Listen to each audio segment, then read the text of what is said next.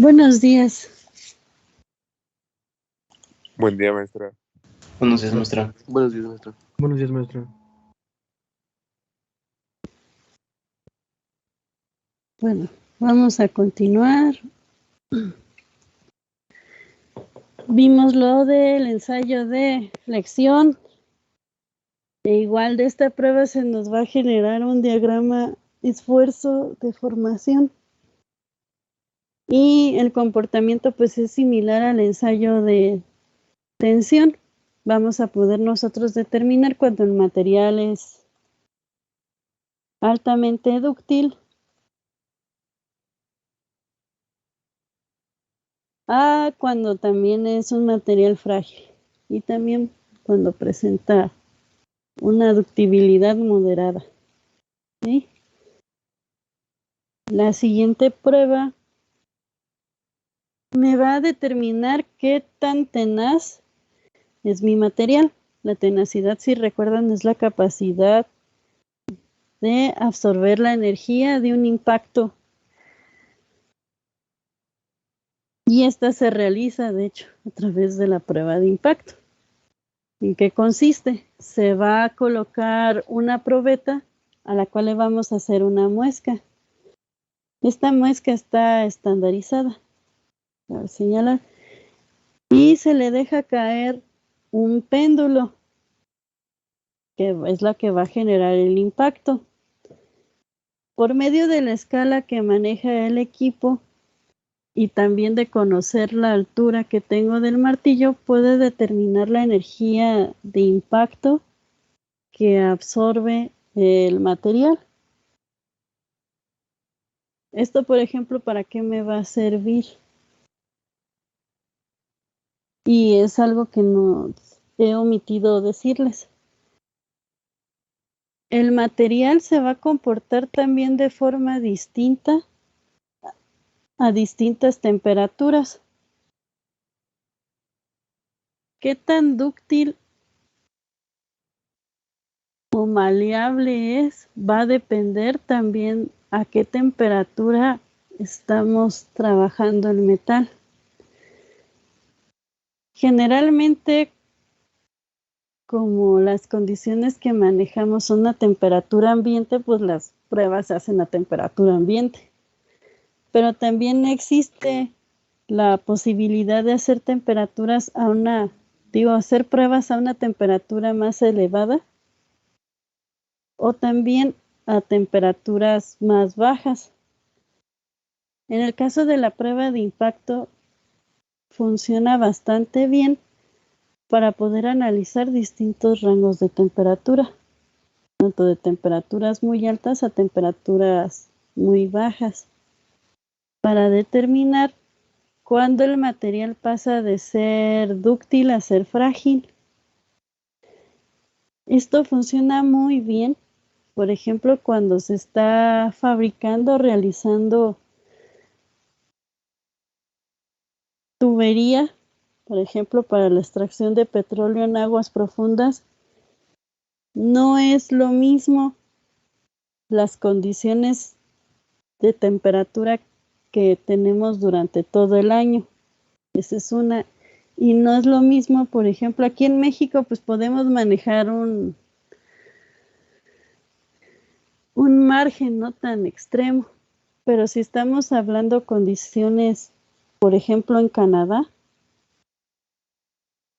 los cambios de temperatura llegan a ser más bruscos o el margen de temperatura que se maneja ya es más amplio. Entonces, permite, por ejemplo, a las empresas poder diseñar dependiendo de a qué temperatura se va a trabajar.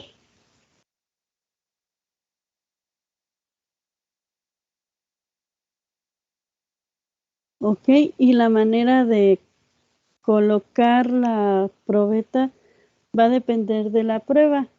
En esta posición se le conoce como prueba de impacto ISOT y en esta posición se le conoce como prueba de impacto Charpy.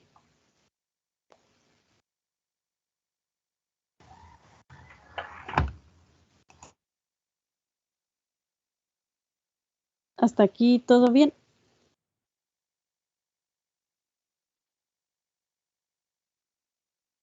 Maestra, Mande. y depende de la posición, van a salir diferentes resultados o por qué se ponen en diferentes posiciones.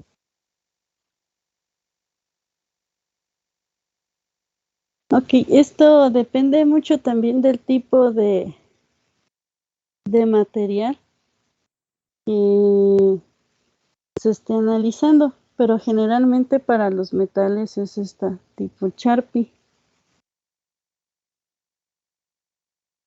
Esta de ISO generalmente la utilizan para los polímeros, o que el nombre que luego conocemos coloquialmente, el de los plásticos. Pero las dos te pueden arrojar resultados similares.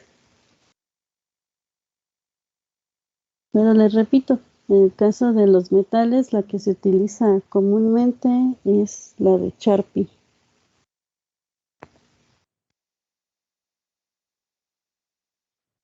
Maestra, Mande. se refería a mueca lo que tiene la separación en medio. Ah, es muesca. Ah, ok. Y sí, es este, Es el corte que tienen ahí. ajá, este corte. De hecho, también la, el, las dimensiones de la probeta e incluso las dimensiones y forma de esta muesca están estandarizadas para que les puedan dar resultados bajo la norma. También esta me permite ver estas condiciones de ductilidad y de tenacidad o fragilidad cuando tenemos nuestros metales trabajando en condiciones en donde van a tener estos impactos abruptos.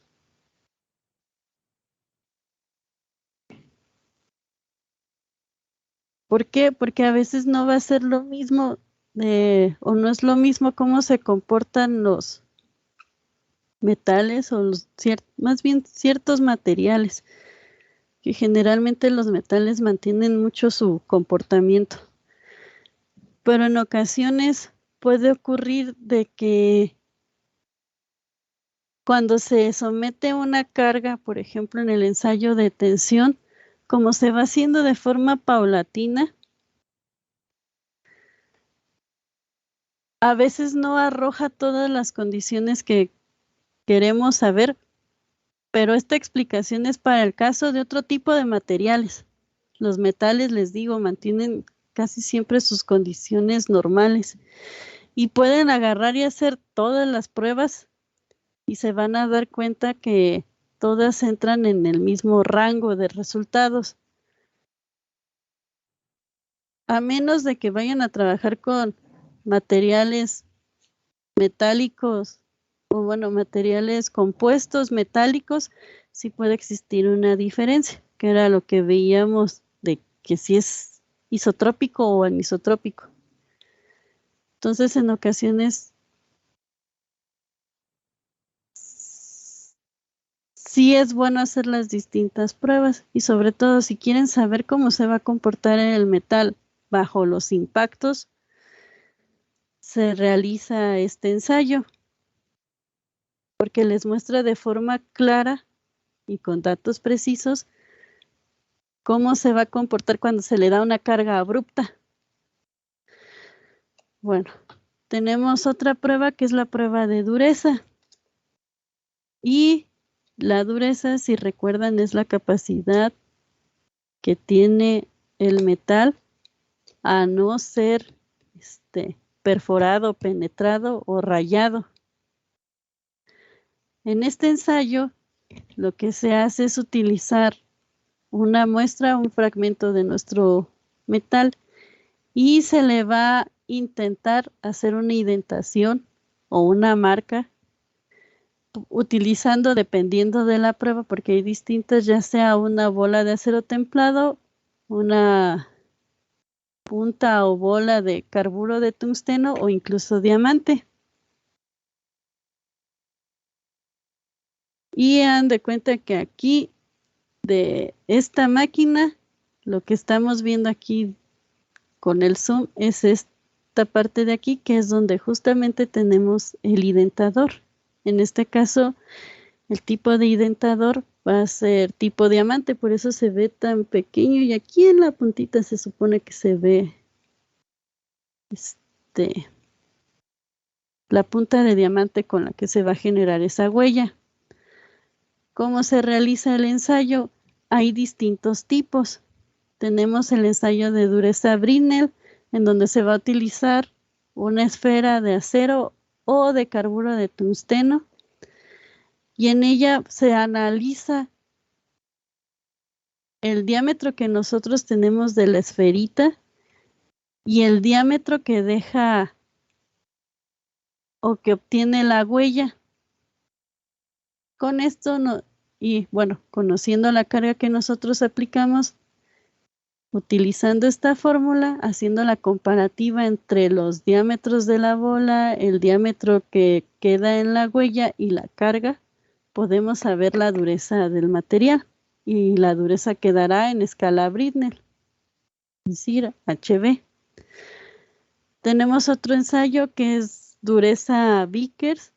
En este caso se utiliza un identador en forma de pirámide de diamante y vemos las dimensiones o las distancias que tienen las diagonales de la huellita que se genera a través de este identador.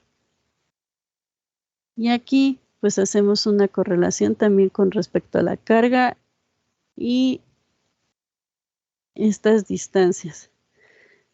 Tenemos la prueba Compton. Hay diferencia. Tenemos dos distancias distintas. También tiene su propia fórmula.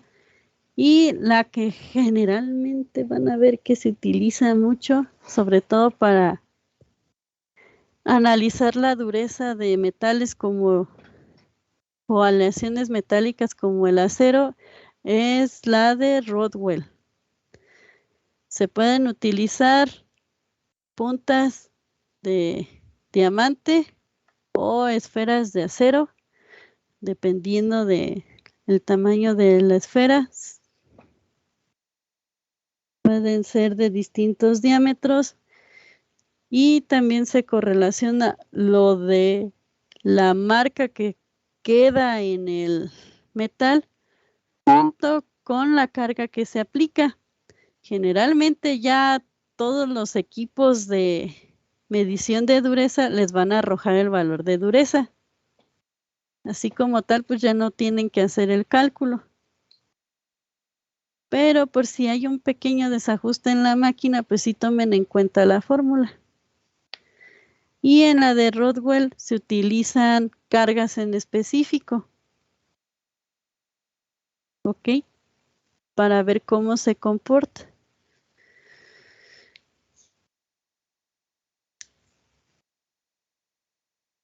Hay otra prueba y otra escala que no es tan específica.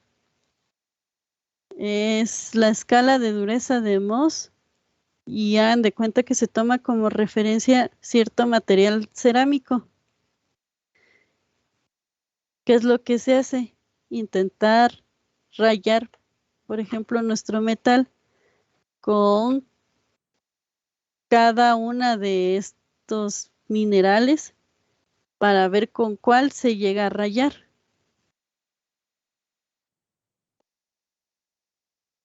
Y con esto más o menos podemos tener una idea de qué tan duro es, pero esto es de forma comparativa, es una forma imprecisa porque no nos está dando un valor en específico, pero más o menos les da una idea de la dureza.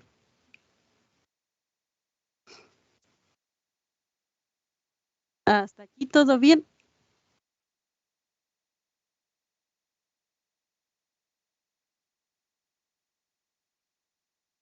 Sí, maestra. Ok. Ahora, nosotros tenemos que aprender a seleccionar los metales en base a sus propiedades mecánicas. Si yo les pregunto, ¿de qué material creen metálico? ¿De qué metal debería de estar hecho?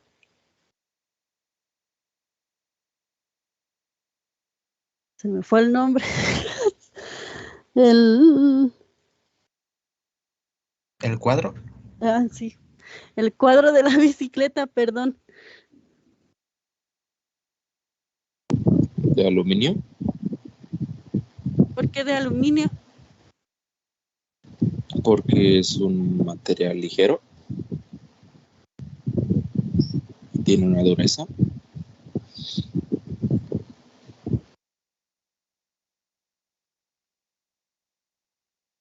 Ahí primero tendríamos que definir de qué tipo de bicicleta estamos hablando, ¿no?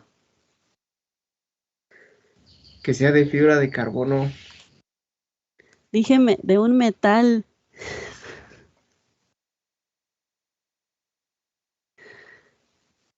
Pues podría ser también de acero. Acero, entonces.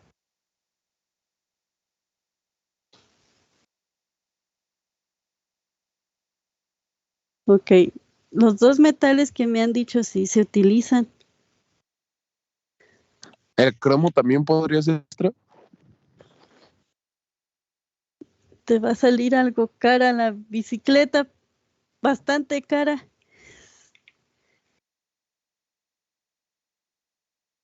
Pero aquí, por ejemplo, hay que analizar, ok, ¿estamos hablando de una bicicleta de montaña o estamos hablando de una bicicleta, de carrera o de pista? Porque no es lo mismo lo que tienen que soportar. La bicicleta de montaña tiene que aguantar el hecho de ir en un terreno irregular y aguantar impactos. Y una bici de carrera o de pista, pues no te va a aguantar eso. O sea, lo que se busca en esas condiciones es de que sea muy veloz la bicicleta. No va a estar sometida a impactos como la de montaña.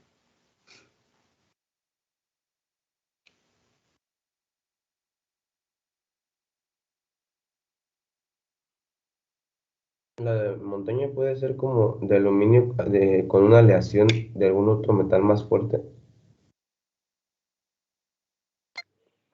De una aleación de aluminio, sí, puede ser.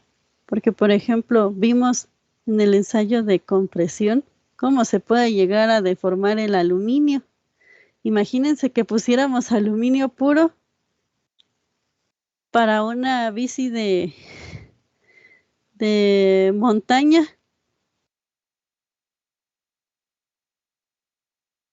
¿Qué creen que ocurriría?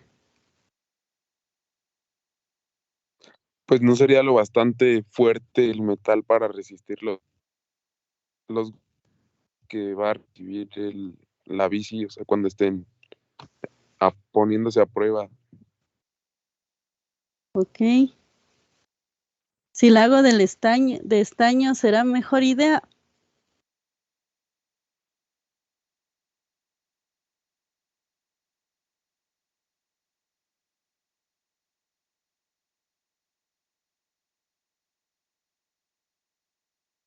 No. ¿Por qué no? Si quieres una bici más flexible, yo creo que sí. Más doblable. Porque tiene que ser rígida y pues no se podría con el estaño. Ok.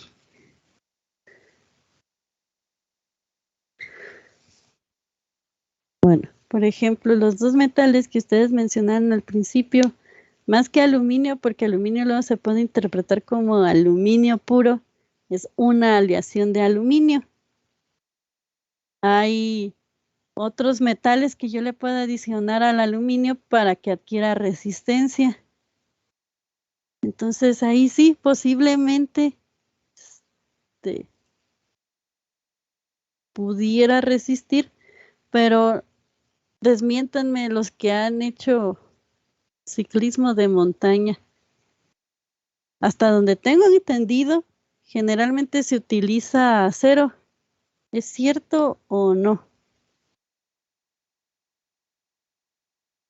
Pues Algunos componentes son de acero. Pero me refiero al cuadro. No, maestra, generalmente No, el cuadro lo que pasa es son aleaciones, maestra.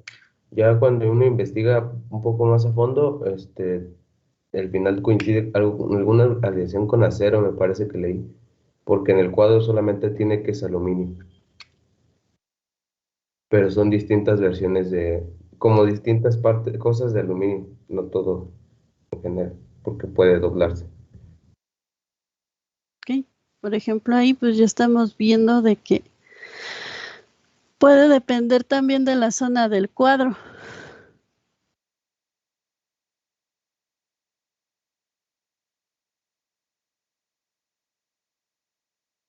Entonces, desde ahí también pueden ir seleccionando otra cosa.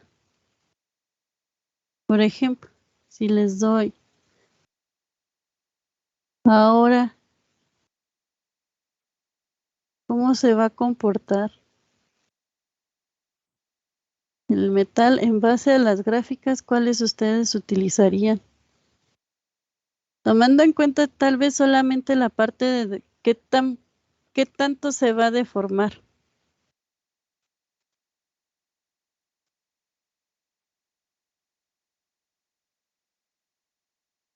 Si lo que estoy buscando en esta condición es de que el material sea tenaz y la otra es de que no se deforme tanto. Sí, pues el acero no muestra. Si me voy solamente a esa condición, sí.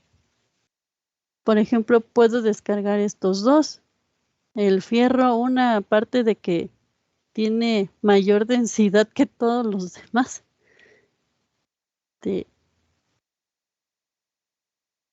Bajo ciertas condiciones de impacto puede ser frágil, igual el bronce. Entonces, si ven, quedan las mismas opciones que ustedes me están dando.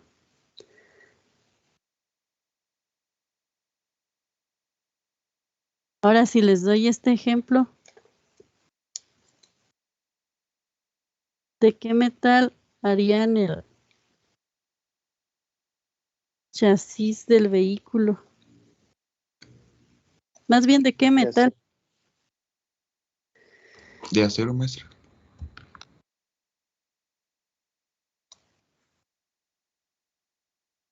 Pero si estoy hablando de un vehículo de lujo, ¿creen que sigan siendo de acero? No vamos a hablar de la última generación, porque eso se van a dar cuenta que la tecnología ya se fue por otro lado.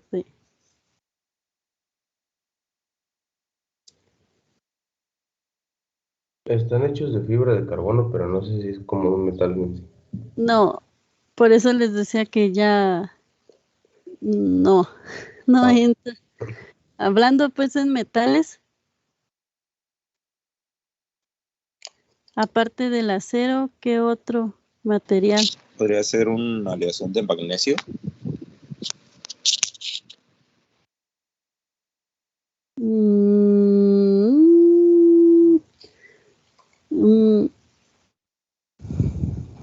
No creo.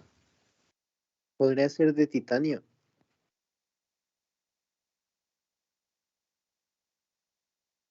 Muy caro. ¿De aluminio?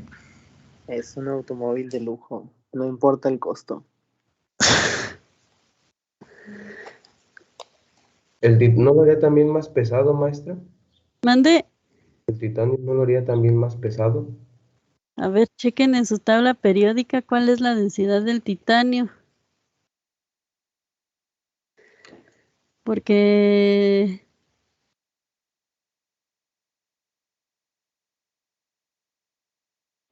Según yo, creo que es más ligero y más resistente el titanio. sí, por eso sí quedo de, a ver.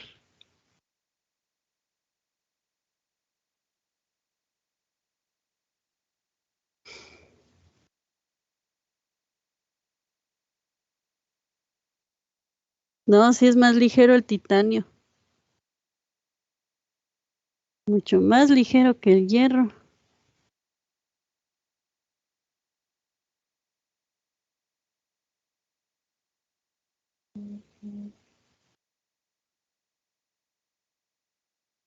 Sí.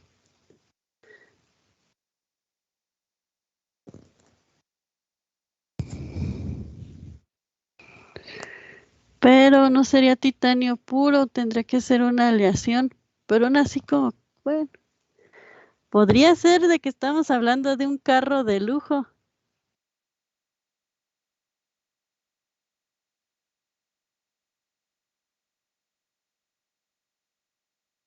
Pero si se fijan, ahora vean la densidad del aluminio.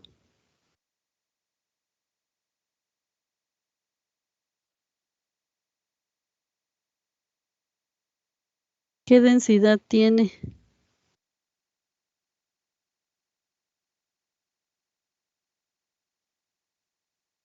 $2.69. 2 ¿Y el puntos. titanio? Era de 4 y cacho, algo así. ¿Y el hierro? El titanio creo que es 4 o 5. Del hierro es 7. Nada más, 7.8. ok. Solamente tomen en cuenta que generalmente no se utiliza hierro puro, sino que se utiliza la aleación de hierro al carbono, que es el acero. Entonces la densidad sí puede variar un poquito.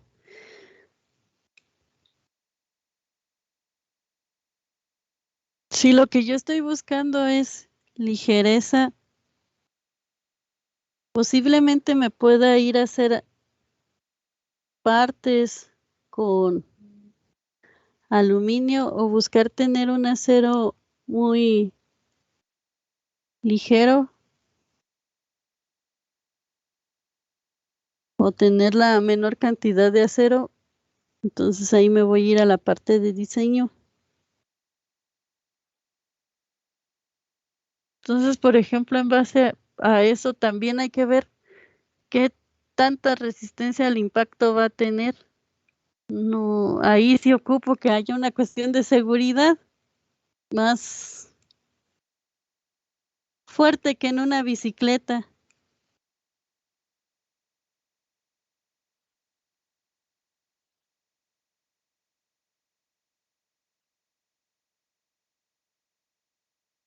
Entonces ahí ya tienen que empezar a determinar, a ver, si quiero que sea muy ligero, pues puede ser que utilice una aleación de aluminio.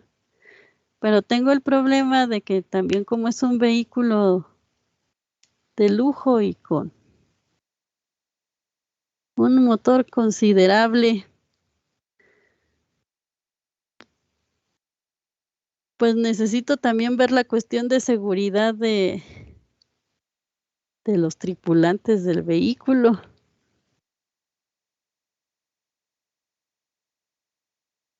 ¿Ustedes de qué lo harían?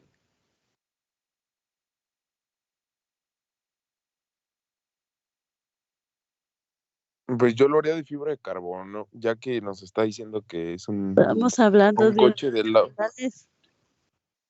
¿De Estamos qué? hablando de metales. Ahorita no metan materiales no metálicos. Pudiera ser una aleación de acero. Un acero es una aleación. De aluminio. O de acero, de aluminio.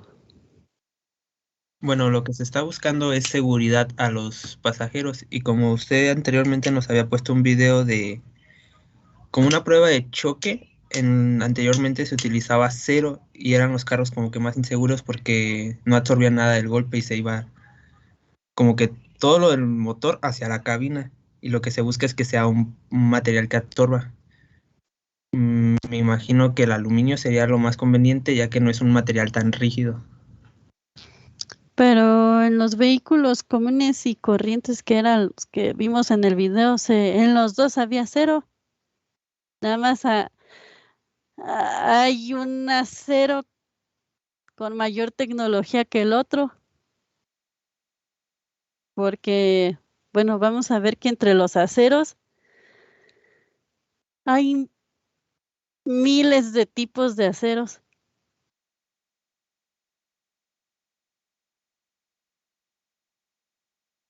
Y el acero que se utiliza actualmente en los vehículos es un acero que se conoce como acero TWIP.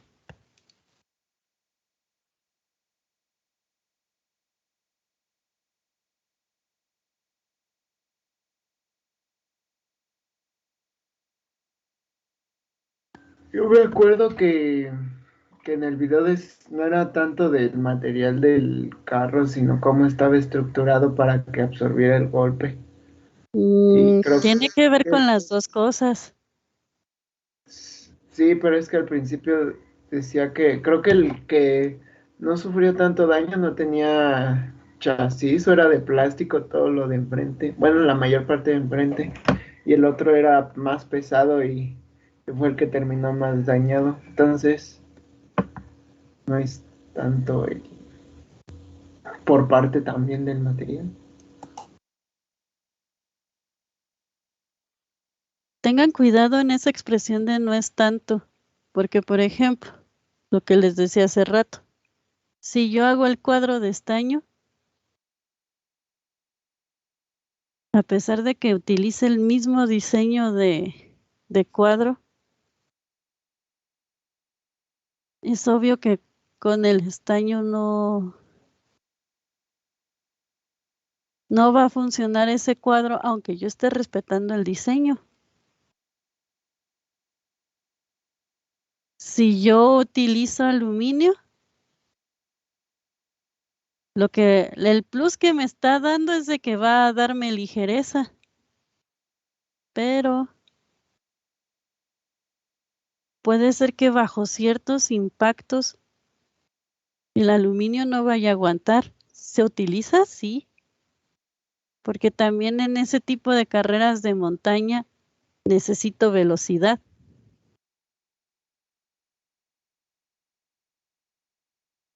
Más bien lo que yo decía era como que es un 50%, ¿no? O sea, el material y su estructura, cómo lo estamos estructurando.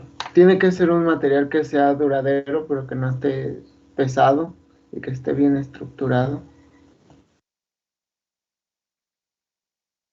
O sea, aquí sopesen entre diseño y material, porque otra cosa,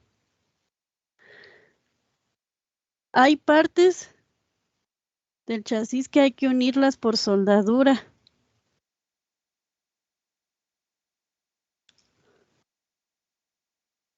Y sí les puedo decir que soldar aluminio no es tan sencillo.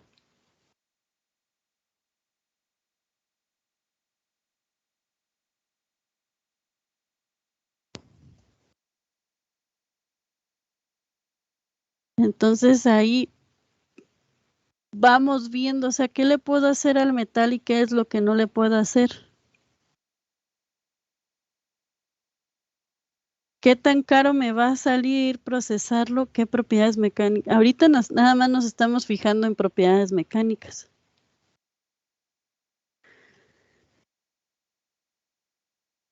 Pero ustedes como ingenieros mecánicos se tienen que dar cuenta de todo lo que engloba. No solamente, ok, selecciono este metal.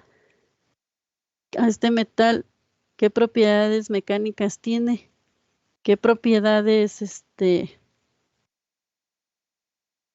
busco utilizar? En este caso estamos hablando de las propiedades mecánicas.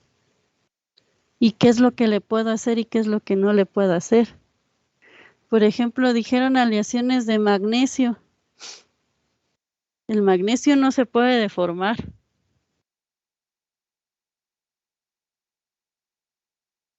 cuando se le intenta deformar al magnesio, se le generan fisuras, y si se acuerdan, en la primera unidad les enseñé una foto donde comparaban la deformación del magnesio contra la del aluminio, que querían hacer una pieza y la del magnesio nada que ver.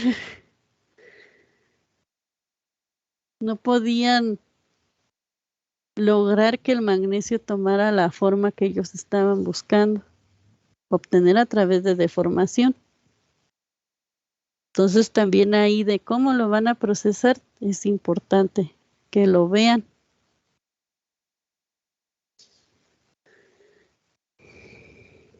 Pero eso se los va a ir definiendo el material. Pero sí tienen razón. Ahorita la tecnología ha avanzado tanto y en la selección de materiales se ha visto por utilizar otro tipo. Y, por ejemplo, el Lamborghini ahorita actualmente es un material compuesto. Tiene fibra de carbono, pero no es como la fibra de carbono que ustedes ven o conocen, porque generalmente esa fibra de carbono tiene una resina polimérica. Es fibra de carbono forjada, ¿no?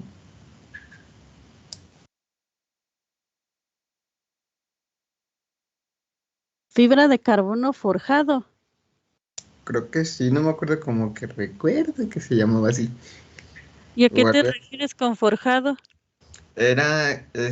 Bueno, es que yo me acuerdo que una vez vi un documental creo que fue de cómo se fabricaba el Koenigsegg, y decían que se utilizaba un monocasco de fibra forjada, si no mal recuerdo, y era que era más resistente que la fibra de carbono, ya que se le hacían ciertos tratamientos para hacerla como más compacta y más resistente, y era todavía más ligera que la fibra de carbono.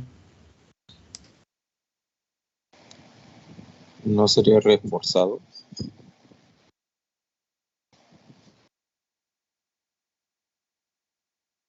No, sí se llama fibra de carbono, de carbono forjado. ¿Y por qué lo de forjado? En sí no sé explicarle, pero sí es eso que dijo el compañero. Comprimen el material y ya no se utiliza esa resina que usted nos dijo. Nada más se hace la unión del material comprimiéndolo.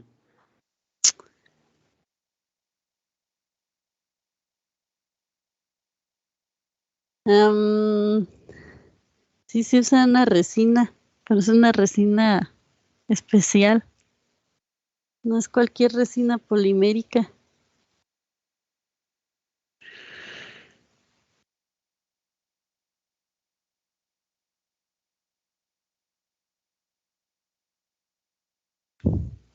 Aunque sea en una cantidad mínima, pero sí se utiliza resina.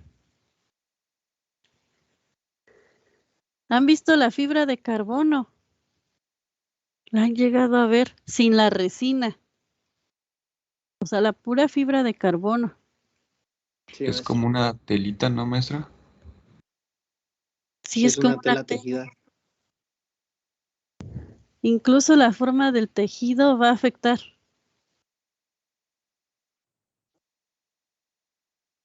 Pero si se ven, si agarran ustedes la fibra de carbono, pues es una tela, no tiene resistencia. O más bien no tiene rigidez. Y lo que le da la rigidez es la resina. Entonces sí se utiliza una resina, pero es una resina de un polímero muy en específico, que en comparación de la resina comercial que nosotros encontramos, de hecho tiene otra composición.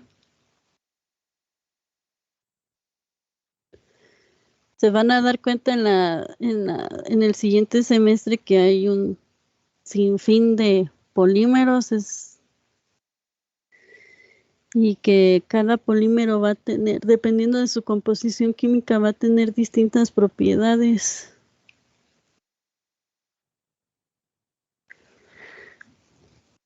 Pero bueno, ahí nos estamos metiendo en otro tema. Pero ahorita lo que se está buscando es poder encontrar materiales que sean muy ligeros, todavía más ligeros que el aluminio, pero que puedan alcanzar la resistencia como la del acero.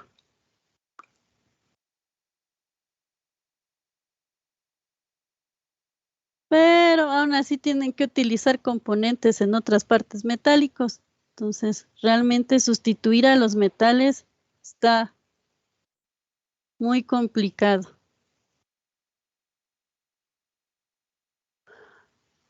Bueno, vamos a ver también lo que son las propiedades físicas de los metales con respecto a propiedades eléctricas.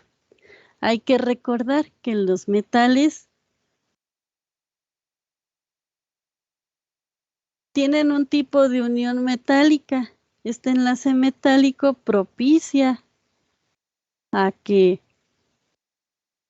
los electrones que se están compartiendo por esta nube de electrones que se genera por este tipo de enlace, como están libres, no están sujetos a un átomo como en el caso de los demás tipos de enlace. Estos se pueden desplazar libremente. Y si yo le coloco una carga eléctrica y aparte esta la dirijo, los electrones se van a poder desplazar en esa dirección sin ningún problema. Sin embargo, a pesar de que los metales son los mejores conductores, si hacemos comparaciones entre metal y metal, vamos a darnos cuenta que va a existir una pequeña resistencia a este flujo de electrones.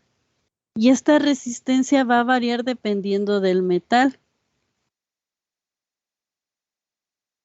Por ejemplo, entre los metales, ¿cuáles son los que comúnmente se utilizan para este tipo de aplicaciones eléctricas?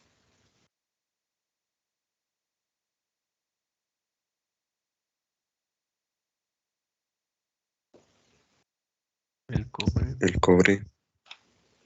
El Creo que a cobre. veces el oro. El oro El es aluminio también se utiliza. seguro. A ver, ¿en qué aplicación has escuchado que se utiliza el aluminio?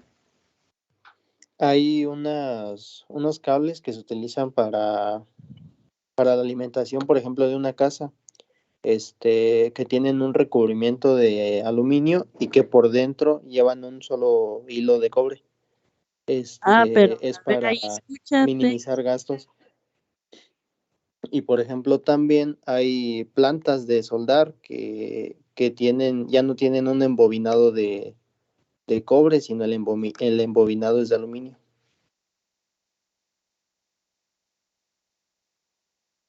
Pero a ver, ¿te diste cuenta que me hablaste al final, o bueno, en lo primero de los cables, que era un cable de cobre y que está recubierto con aluminio? O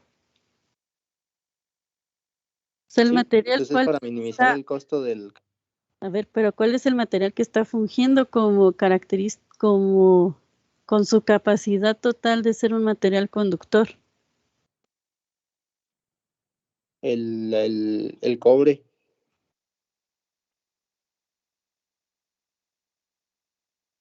Entonces, al fin de cuentas, el cobre sigue superando al aluminio. También la No, plata, pues ¿no? eso sí, pero también se utiliza pues para ¿cómo se llama?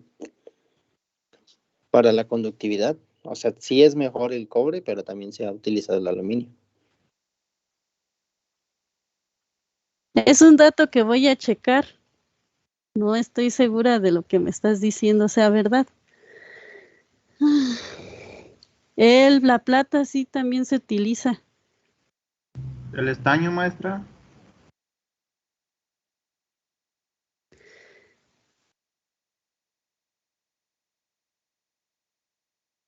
Sí, pero el estaño es más para hacer estas uniones en componentes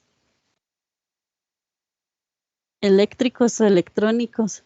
No, es como material para soldar estas uniones, no tanto para que funja como conductor, así tal cual.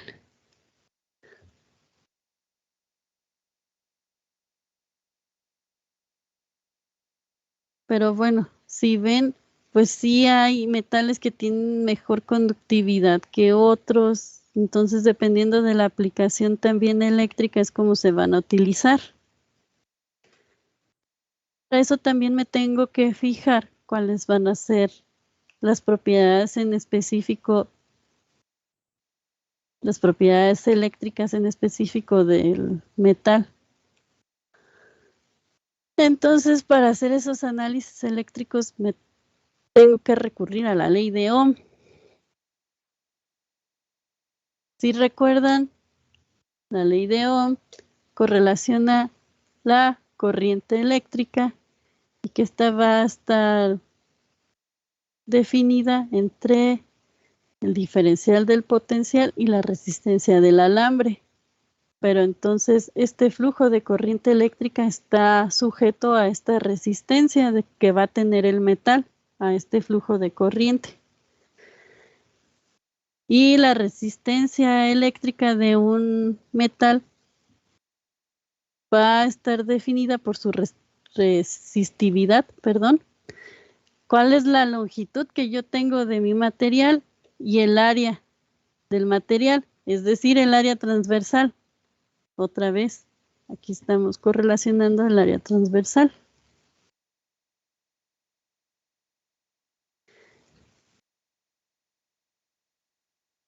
Y a menudo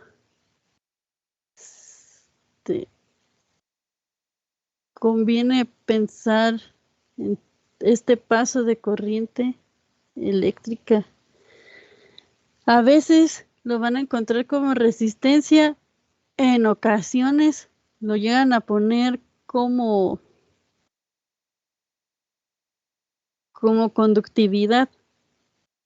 Entonces, ambos les están hablando del mismo término. Y podemos ver que sí, en el caso, por ejemplo, del cobre, pues sí tiene mejor conductividad de lo que hablaban del aluminio. Es más común que se llegue a utilizar el cobre. Y de hecho, técnicamente es más barato.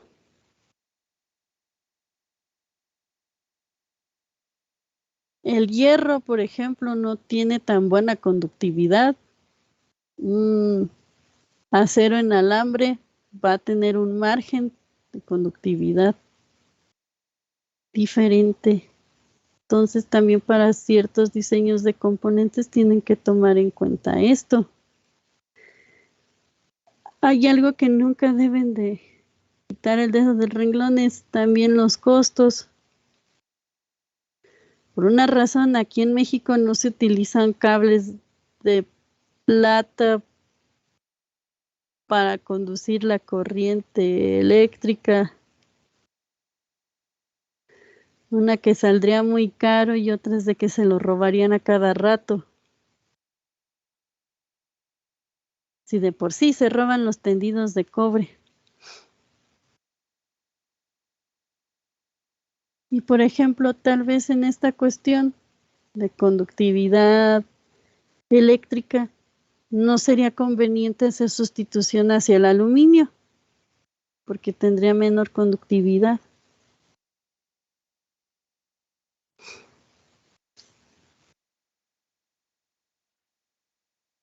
Y bueno, también con respecto a esta conductividad, está involucrada la teoría de bandas de energía.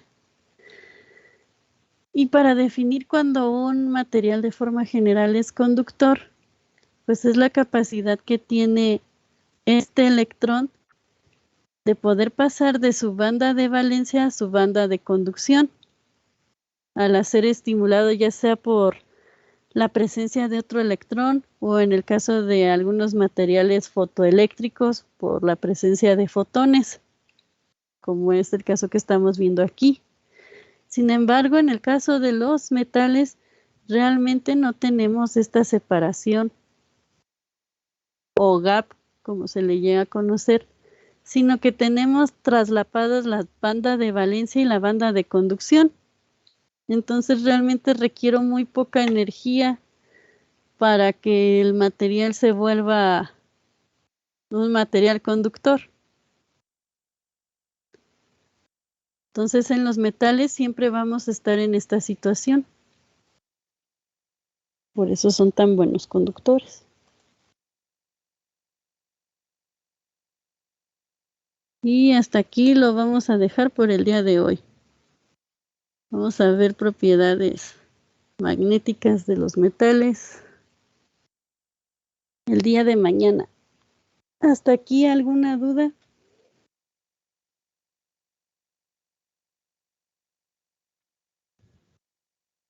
Respecto a esto no muestra, pero no sé si pudiera regresar poquito a una fórmula que ve en una de sus diapositivas. ¿Esta o esta? Esa. Ok.